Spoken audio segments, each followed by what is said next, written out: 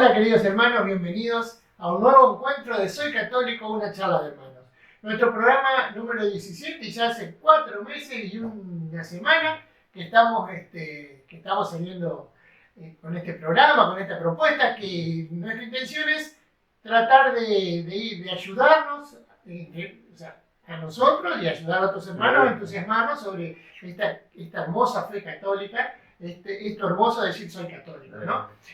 Descubriendo muchas cosas de más de 2000 años de historia que tiene nuestra iglesia, ¿no?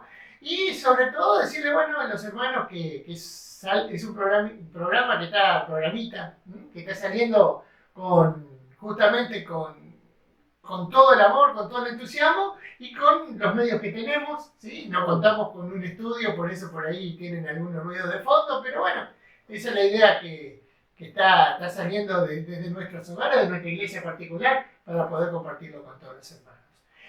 Y hoy vamos a retomar ni más ni menos que lo que veníamos trabajando, que era justamente el credo. ¿No? Entonces, Padre, hoy ¿con qué parte vamos a ir? Hoy vamos a compartir juntos la pasión. Padeció bajo el poder de Poncio Pilato. Bien. Fue crucificado, muerto y sepultado, dice nuestra fórmula de credo, ¿no? Digo, le dedicamos varios programas a la Biblia y hablamos un poco de la vida pública de Jesús, nos parecía necesario y hoy retomamos, digamos, la formulación del credo obviamente también con el misterio central de nuestra fe, que es la pasión, muerte y resurrección de Jesucristo, ¿no? Escándalo para los judíos y necedad para los paganos, ¿no? Exacto. Dice Pablo, ¿no? Sí. Realmente, vamos a trabajar hoy en el programa de hoy, compartir sobre esta realidad que también nos ubica históricamente. Sí, claro, sí, por supuesto. Así que vamos a la presentación y luego empezamos con una nueva entrega de Soy Católico, una charla de hermanos.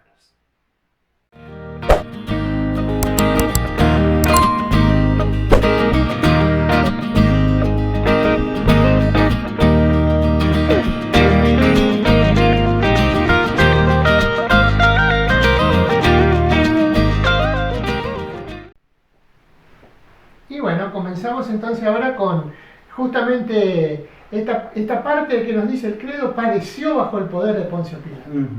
O sea que yo creo que tenemos como varias cosas para charlar, Sergio, ¿sí? Por un lado, y más allá de que parezcamos redundantes e insistir, de nuevo, ahí hay un elemento histórico a considerar, ¿no? Yo creo que segundo, podríamos charlar largo y tendido de la encarnación y de los sentimientos de Jesús puestos en juego en la pasión, ¿no? Y en tercer lugar, obviamente, una mirada teológica de nada más ni nada menos que de la muerte de Dios. Justamente el nombrar a Poncio Pilato es para darnos la ubicación histórica, claro, de un relato veraz, de un relato que justamente nos habla de un Jesús que andaba caminando por las calles. Exactamente. Hay un refrán español que dice que está el cohete como Pilato en el credo, ¿no? Yo lo sabía, mi abuelo lo decía con otra palabra, pero como que está inútil el nombrarlo a Pilato en el credo.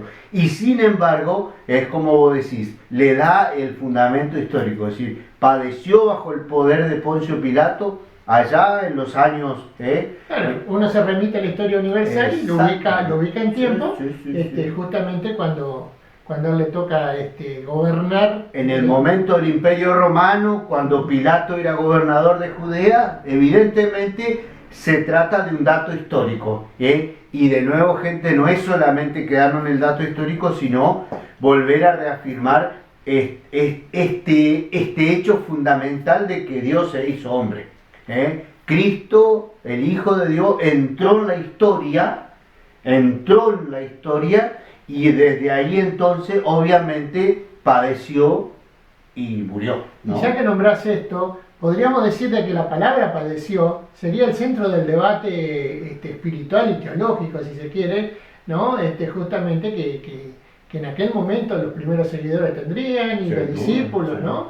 Es sobre lo que nos vamos a centrar un poquito. Y por eso, recordando la frase que vos dijiste, ¿no es cierto? Es decir, era un escándalo para los judíos los judíos tienen un texto bíblico, no me recuerdo dónde, que es maldito el que cuelga del patíbulo, ¿no? Era una maldición ser crucificado.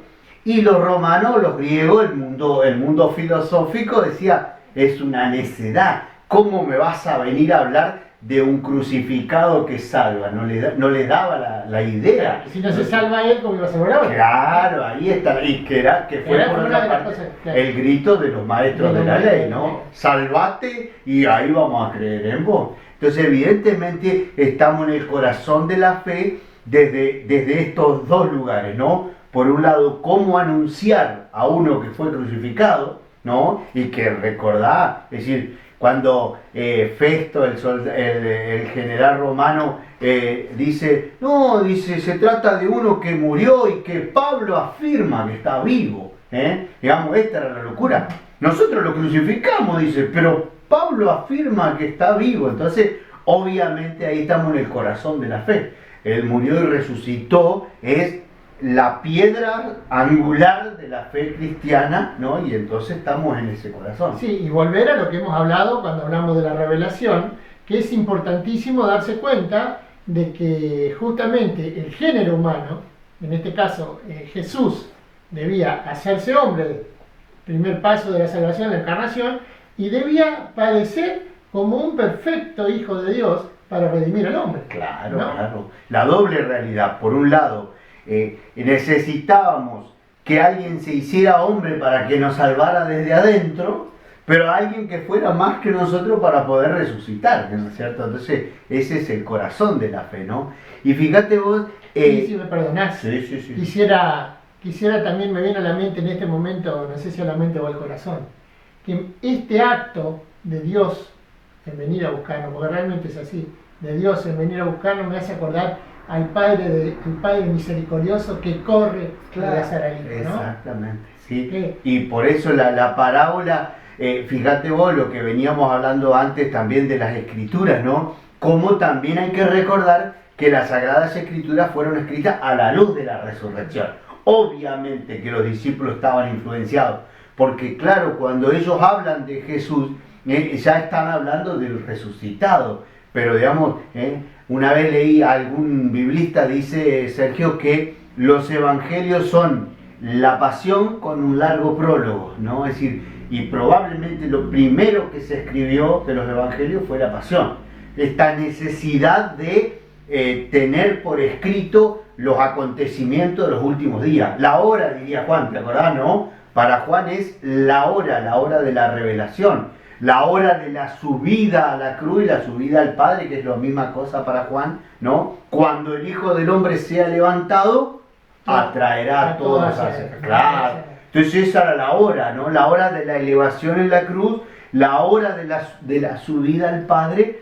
Digo, para Juan es clave ese momento y para a todos los evangelistas. Probablemente es casi seguro que lo primero que se escribió de los evangelios fue la pasión, ¿no? Y podríamos decir que el hecho de que tenga que Jesús pasar por este trance, ¿no? Pasar por esta hora, pasar por todo este sufrimiento, ¿no? Alguien dijo por ahí que quiso padecer lo que, en extremo lo que padeceríamos nosotros, es como para convencer tal vez al hombre de esa realidad de la salvación de Dios y de la esperanza, sí. ¿no? Y de darle un nuevo sentido al dolor, digo, ¿no? El dolor de la humanidad es transfigurado por la pasión de Jesús, dándole a todo ese dolor aparentemente absurdo y sin sentido, una nueva mirada, ¿no es cierto? A ver, la presentación del reino, como que veníamos hablando justamente de todos los evangelios, la presentación del reino requiere indudablemente presentar al reino como ese lugar sin sufrimiento y como ese lugar a alcanzar, ¿no? Como premio a aquel que vive su vida de hijo de Dios, ¿no? Realmente. Claro, ¿no? claro, sí, ¿no? Para digamos, decir, es necesario de vencer la muerte para que se pueda establecer el reino, ¿no? Claro, y por eso, digo, también hablamos ya, me parece, o en algún momento mencionamos el tema del secreto mesiánico. ¿Por qué? porque el ser de Jesús solamente se termina revelando en la Pascua, ¿no? En la muerte y sobre todo en la resurrección. Entonces, claro, ese Hijo de Dios que viene a anunciarnos un nuevo reinado de Dios, una nueva manera de vivir la relación con Dios, con los demás, con nosotros mismos, obviamente tiene su culmen en el dolor traspasado de la cruz, ¿no? Por eso es interesante que mientras Mateo y Marco nos presentan a Jesús en la cruz pegando aquel grito, ¿no? Elí, Elí, lema sabactaní, es decir, Dios mío, ¿por qué me has abandonado? Y más allá de que cite o no el Salmo 22, que es un salmo de confianza, Lucas le hace un giro teológico a la palabra de Jesús, diciendo, Abba, en tus manos encomiendo mi espíritu, en tus manos me entrego mi espíritu en tus manos, ¿no? Entonces, obviamente, también que las dos cosas son reales. ¿Por qué? Porque por un lado, el Jesucristo se siente solo, pero no a ver, ¿cómo decirlo? Siente la soledad de la muerte, pero no el abandono del Padre, ¿sí? Entonces, ahí está, es decir, combinamos las dos lecturas y decimos, sí, realmente fue terrible el momento de la muerte, pero había en Jesús una confianza y una certeza que lo sostiene, ¿no? Ahora, será muy loco si decimos que ese fue el momento, el punto exacto en que Jesús hace el salto de fe para darse cuenta de que va a caer en los brazos del Padre. Y es que es así, es el Espíritu el que sostiene. Es el Espíritu Santo que Jesús se lo entrega al Padre para que lo cuide, para que lo guarde, ¿no? Y aquí hay otro tema que no lo tocamos todavía, Sergio, que es el qué hacía el Padre mientras el Hijo moría, ¿no? Porque recordemos que nosotros dijimos ya hace una serie de programas atrás, los primeros, ¿no? Que toda acción de Dios fuera de sí mismo es una acción de la Trinidad. No es que, gente, mientras Jesús moría en la cruz, el Padre miraba y se rascaba el ombligo en el cielo. No. Es Dios el que muere, ¿no? Nosotros le apropiamos al Hijo la acción de la salvación, pero es Dios el que estaba muriendo en la cruz. El Padre muere de dolor con su Hijo crucificado, ¿no? Y tal vez podríamos decir, salvando una sentencia teológica, ¿no? Pero tal vez podríamos decir que es el momento de la fundación, podríamos decir que es el momento de la fundación de la esperanza.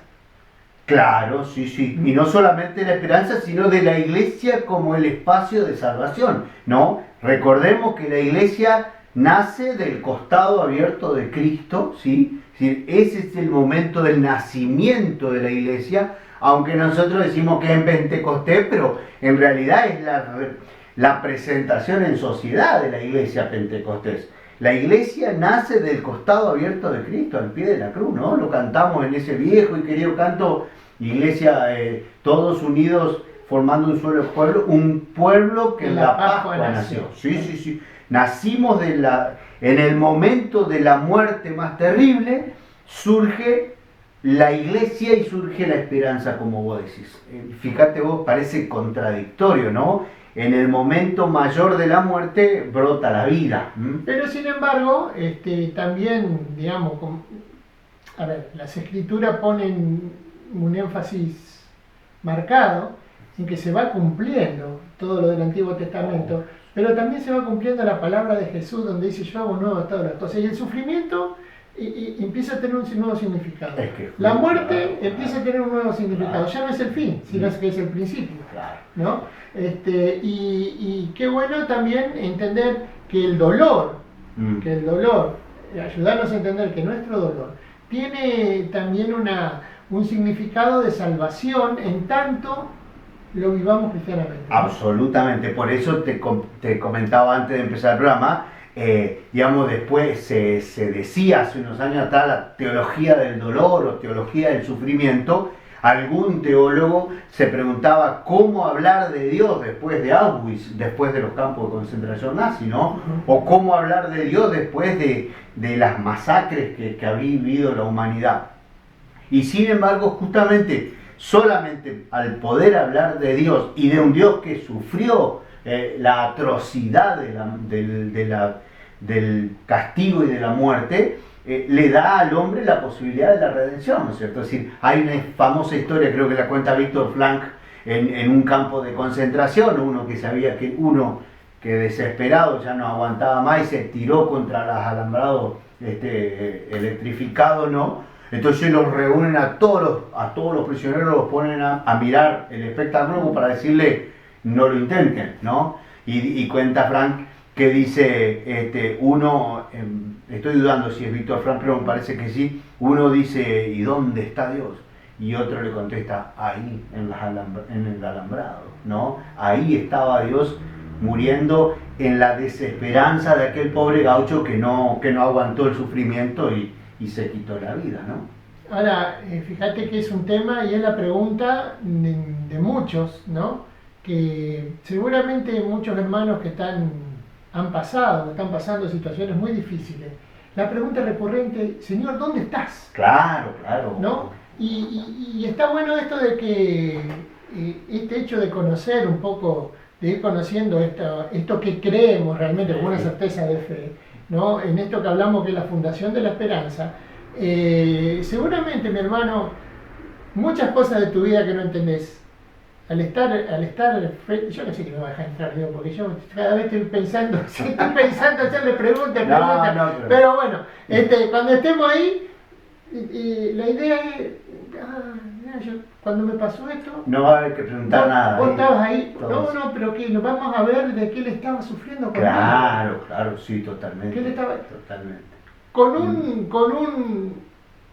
una, tal vez Dios no lo quería, pero que tenía que ver a ese desarrollo y a esa vida que se tenía que ir armando, a esa historia que se tenía que ir armando para que yo vaya aprendiendo a vivir, ¿no? Claro. Qué interesante. Entonces, la pregunta, mis hermanos, muchas veces recurrente, ¿y dónde estaba Dios cuando pasó tal accidente? ¿Dónde estaba Dios cuando moría un chico? ¿Dónde estaba Dios cuando pasaba esto? ¿Dónde estaba Dios cuando me violaron? Tal vez puede decir alguien.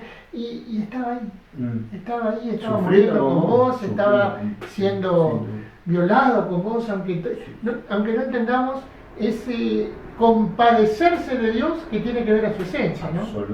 Absolutamente. Y es tremendo esto, ¿no? Porque en definitiva, y digo, quizás me adelanto, o nos adelantamos, ¿no? Cuando Pablo dice, completo en mi carne lo que falta la pasión de Cristo.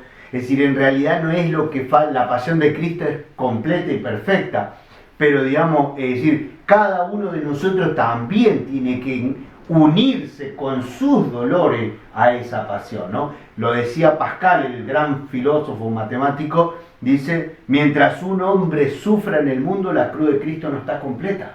La cruz de Cristo sigue sangrando, ¿no? Cristo sigue muriendo en la cruz mientras un hermano sufra cualquiera de las cosas que vos mencionaste o cualquiera de las cosas que se nos ocurran como maldad en el mundo, ¿no? La cruz de Cristo sigue haciéndose, y Cristo sigue muriendo y resucitando en cada uno de nosotros, ¿no? Y indudablemente hay un trabajo muy lindo que Prado Flores hace y evangelizar a los bautizados, ¿no? Es decir, el libro que se usa para los seminarios de vida en el Espíritu, de la renovación carismática, cuando habla de Jesús Salvador, nos habla de que en la cruz murieron muchas de las cosas, muchos de los defectos del hombre, ¿no es cierto? Muere el egoísmo porque Jesús se entregó, muere el deseo de venganza porque Jesús dice, Padre, perdonad, no saben lo que hacen, muere el deseo de querer salvarse solo, y no, yo tengo que entregarme, ¿no? Y va muriendo muchas de las cosas, las imperfecciones que son madre de todo lo que nos pasa hoy como humanidad, ¿no? No, y qué lindo lo que decís. Me haces pensar, ¿no? Es decir, solamente la muerte de Cristo en la cruz puede hacer capaz a un mártir de jugársela y elegir la muerte antes que renegar de la fe, o de tanta gente que muere perdonando, o de tanta gente que entrega su vida, ¿no? Digo, es impresionante, uno para ahí escucha a los papás cuando un niño está enfermo, dice, que Dios me pase a mí el sufrimiento, no quiero ver sufrir a mi hijo. Y eso solamente es posible decirlo desde la pasión, ¿no? Fíjate vos todo lo que significa cuando nosotros decimos que Jesucristo padeció. Bajo el poder de Poncio Pilato como un dato histórico, pero Cristo padeció. Dios padeció la muerte por nosotros. Y eso no lo dijimos o lo tenemos que decir 100 millones de veces, ¿no? Murió por nuestros pecados, resucitó para nuestra salvación. Y a propósito de esto, a propósito de morir nuestros pecados, hay una tradición más bien popular, no sé si es lo que es tradición de la iglesia, pero sí, bueno, del pueblo de Dios popular, que cuando se habla de la llaga de Cristo, hay gente que se encomienda a la llaga del hombro de Cristo, que indudablemente tiene que haber estado porque ahí es donde cargó la cruz. Exactamente. ¿No? Que dice que es una de las que más odia el enemigo, ¿no? Es que justamente, fíjate vos, la piedad popular, la sabiduría popular, la fe popular, percibe que ahí, digamos, donde estuvo esa cruz áspera y pesada, quedó una herida que me identifica con Jesús, porque yo también tengo herida, ¿no? Entonces, qué fuerte lo que decís, porque en definitiva es decir, en la de Cristo adquiere sentido mi herida, en la de Cristo mi llaga es otra cosa. Orarle a la llaga de Jesús, fíjate qué tremendo, ¿no? O bueno, yéndonos a otro extremo, podríamos pensar en los santos y santas que han recibido los estigmas, ¿no? Es decir, ustedes saben, gente, los estigmas son las heridas de las manos, de los pies, del costado, a veces incluso de la cabeza, que muchos santos han recibido y que, digamos, era unirse a la pasión de Cristo. Es un regalo de Dios o un regalo de Jesús a quienes en su santidad desean sufrir un poco lo que Jesús vivió por sus hermanos, ¿no? O también poder pensarlo más allá del deseo de sufrir, porque a veces nos cuesta entender, a ver, conviene aclarar que una época de la historia de la Iglesia, de que la penitencia ocupaba, una penitencia entendida como flagelo, como castigo, ocupaba un espacio muy importante, ¿no? En la vida de... Pero podríamos decir como que Dios le indicaba que estaban en el buen camino. Sí, ¿no? Sí, obviamente en una época, pero digo, por ejemplo, el Padre Pío, por poner un ejemplo cercano, ¿no? O Santa Gemma, o qué sé yo, digo, eran como sufrir, el Padre Pío en el caso de confesor, ¿no? Es decir, él quería sufrir los dolores que, entre comillas, le correspondían a esos pecadores, a lo que era. Y entonces, en este camino que nos presentan los santos, ¿no? Qué bueno esto de ir pensándolo como que, digamos, van en el buen camino, y como que el tema que nosotros carguemos nuestra cruz también nos estaría indicando de que vamos por el camino de que esa cruz también, digamos, va a ser en la cruz de Cristo la redención de nosotros, ¿no es cierto? Sí, pero además digo, y agrego a vos, es decir, vos querés también de alguna manera cargar con la cruz del que amás, ¿no? Es decir, estos santos que tienen un corazón grandote, capaz que amaban mucho más que nosotros, digamos, ¿no? Por experimentar el amor de Dios, y entonces, claro, querían como hacerse cargo de las cruces de los hermanos, y desde ahí viene por ahí ese sufrimiento, que no hay que buscarlo, no hay que buscar el sufrimiento, el Eclesiastés dice, trata de evitar el sufrimiento todo lo posible, pero que cuando llega, ahí hay que iluminarlo, para que no te ahogue, tiene que tener alguna luz, y la luz te la da la cruz de Cristo, ahí el padecimiento de Jesús en la cruz, ilumina lo que hoy te toca sufrir a vos y ojalá que se termine pronto, ¿no? Hay un cuentito muy lindo que nos va a ayudar para cerrar este tema, también un poco, que cuenta de una persona que le pide a Dios que le cambie la cruz, porque él decía que su cruz era muy pesada, ¿no? Entonces, bueno, resulta que Dios lo empieza a ver la cruz, ¿no? Que le muestran muchísimas cruces y le dice, bueno, ¿con cuál te quedas? Y él vuelve a elegir la de él. Mira. Y entonces Jesús le dice, te he dado la cruz, o no te he dado la cruz, te he dado la fuerza para que cargues esa cruz, porque esa es la cruz que te va a redimir, ¿no? Y a veces pensamos nosotros que nuestra cruz es la más grande, ¿no? Pero el que nos hizo sabe hasta dónde damos, ¿no? Sí, Recordando sí. el manual del usuario. Sí, tal cual, tal cual. ¿No? Sí. Bien, queridos hermanos, vamos a seguir con esta parte porque es fundamental para nuestra fe y vamos a seguir con las otras partes también del credo para en los próximos programas, pero invitándote a que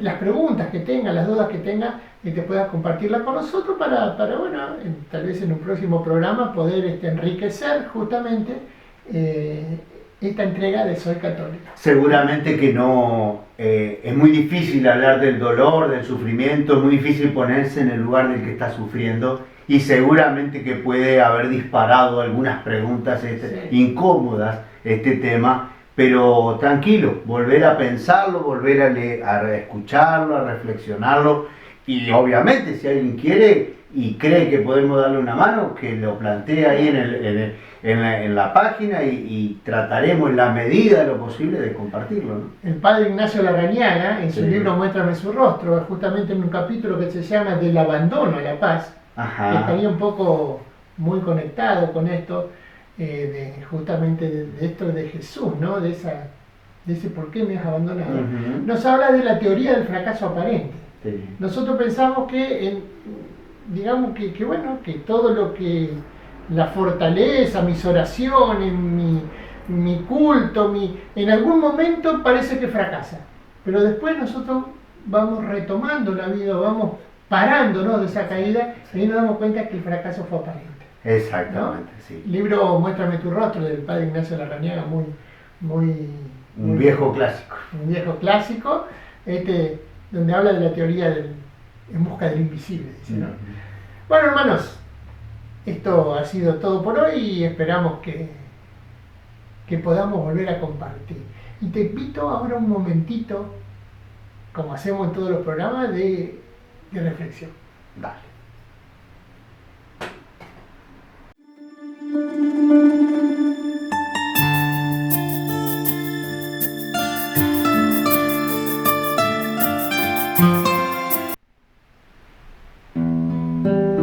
Y bueno, como siempre terminamos en este momentito pidiéndole al Espíritu Santo, mi hermano, que vaya propiciando en tu corazón de que todo esto que fuimos compartiendo te vaya ayudando a tener luz sobre cómo es tu vida, que a veces no la entendemos. Y ese campeón de encontrarlo a Dios en todos lados, San Francisco de Asís, decía algo así. Voy a cantar un fragmento de una canción que está hecha con palabras de él, ¿no?